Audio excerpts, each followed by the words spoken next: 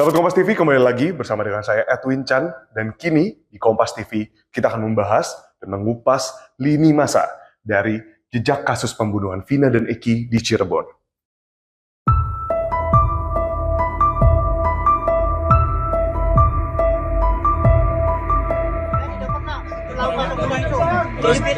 Saya rela mati.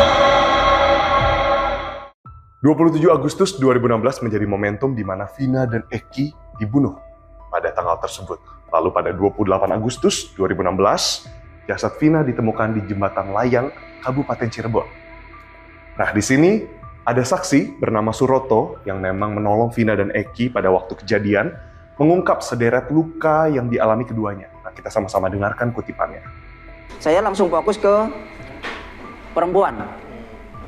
Karena dia minta tolong tuh. Iya deh, aku bilang sabar ya, mobilnya lagi meluncur ke sini, nanti dibawa ke rumah sakit. No. Iya tolong. Gak lama kemudian mobil itu datang, baru kita evakuasi ke rumah sakit Gunung Jati. Dari waktu kejadian sahabat Kompas TV, 8 dari 11 orang ditangkap pada 31 September 2016. Ini sejumlah inisial dari 8 orang tersebut. Dan kasus ini bergulir, ditindak dan diproses.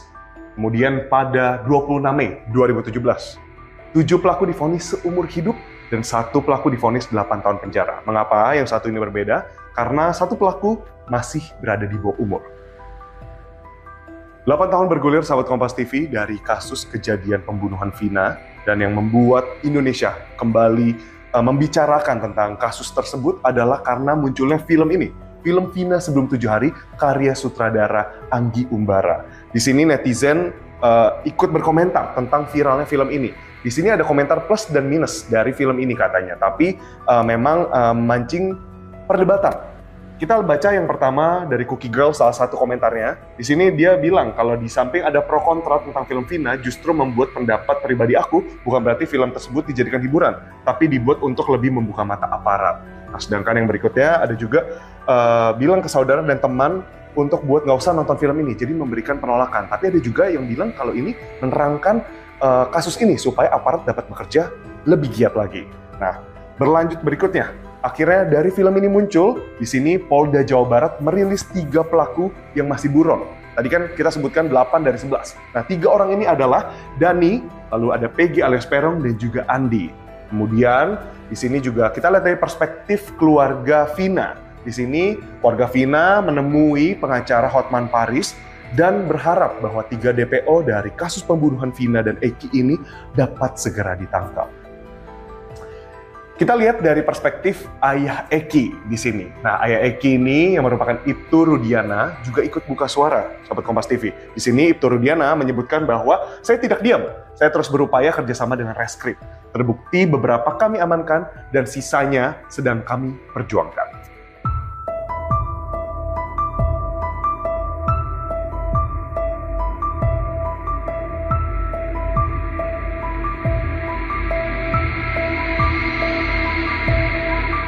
Peggy alias Peron ditangkap oleh Polda Jawa Barat pada 21 Mei 2024 di Bandung.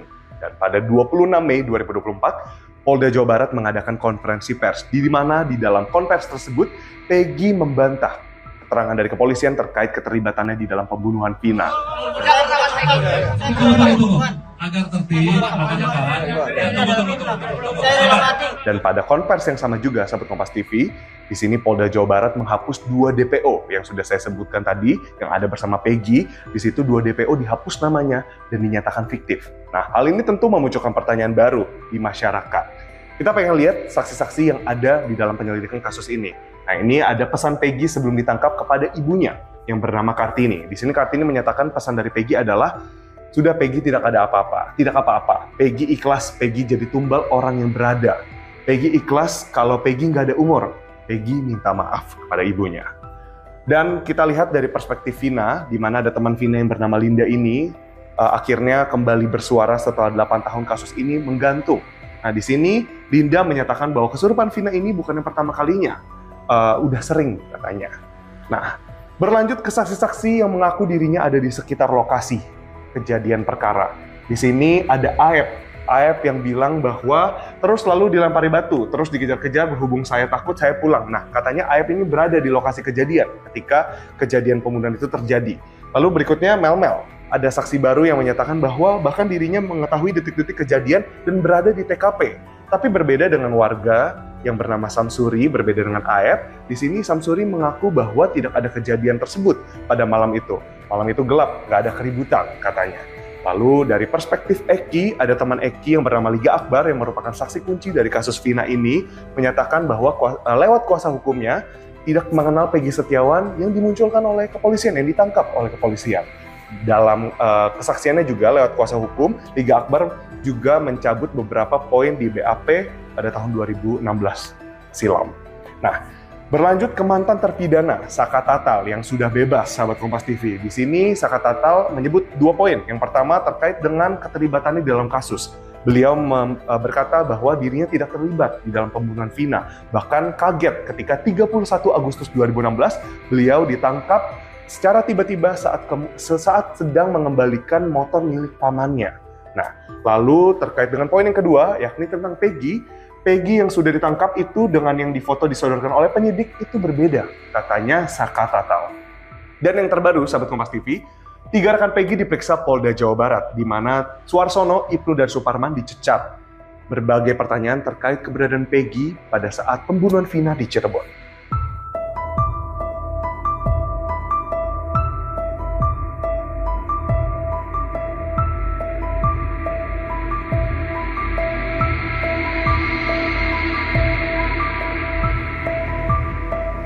Kasus Vina Cirebon terus bergulir, sahabat Kompas TV. Para rekonstruksi pun telah dilakukan. Polda Jawa Barat membuka hotline bagi masyarakat umum untuk melaporkan jika mengetahui ada informasi terbaru terkait dengan kasus pembunuhan Vina pada hotline ini. Lalu, Ibtu Rudiana selaku ayah Eki juga sempat diperiksa oleh Paminal Mabes Polri. Sedangkan tersangka Peggy Setiawan sempat menjalani tes psikologi dan juga tes poligraf atau tes pengecekan kebohongan. Nah, di sini Peggy dan juga ada beberapa saksi lainnya. Dari saksi-saksi yang sudah saya jelaskan, sahabat Kompas TV, sedari tadi sudah ada 68 saksi yang diperiksa oleh kepolisian yang diharapkan dapat mengungkap kasus Vina. Kita sama-sama menunggu jalannya sidang pra-peradilan Peggy Setiawan di Pengadilan Negeri Bandung yang akan dilaksanakan secara terbuka pada 24 Juni 2024. Kita sama-sama nantikan ya. Nah, saya cenderung ini lebih dari unprofesional. Ya, ada permainan. Seperti ini polisi harus betul-betul bergerak keras, cepat mengungkap kasus ini supaya jangan liar nanti hipotesis-hipotesis yang terjadi serangkaian. Sungguh kasus ini bukan hanya menjadi perhatian di masyarakat tapi juga bagi tokoh-tokoh publik. Nah, salah satunya adalah Deddy Mulyadi yang merupakan ex-Bupati Purwakarta. Dalam kanal YouTube pribadinya, di sini Deddy sempat terjun langsung dan mewawancarai beberapa pihak di lapangan untuk mengungkap kasus Vina ini lebih lanjut. Lalu berikutnya ada Mahfud MD selaku mantan Menko Polhukam yang sempat berkomentar soal penanganan kasus pembunuhan Vina ini tidak profesional dan juga melibatkan ada permainan. Nah, permainan seperti apa? Nah, ini yang memunculkan pertanyaan baru di masyarakat. Lalu yang terakhir ada Yasona Lauli selaku Menteri Hukum dan HAM yang ketika berkomentar soal kasus pembunuhan Vina ini sempat menyinggung, sahabat Kompas TV, soal kasus salah tangkap petani yang sempat terjadi di 1974 lalu. Nah, tapi meski demikian, Yasona juga berharap bahwa kasus pembunuhan Vina ini dapat diusut tuntas secepat-cepatnya. Dan itulah dia bergulirnya kasus pembunuhan Vina dan Eki di Cirebon yang masih kita nantikan jejak-jejak berikutnya seperti apa. Pastinya sama seperti Yasona Lauli selaku Menkumham, kita berharap bahwa kasus ini dapat terungkap dan semakin transparan, dapat kita perhatikan bersama-sama dan kita tunggu hasilnya yang terbaik. Saya Twincan, pamit undur diri. Sampai jumpa.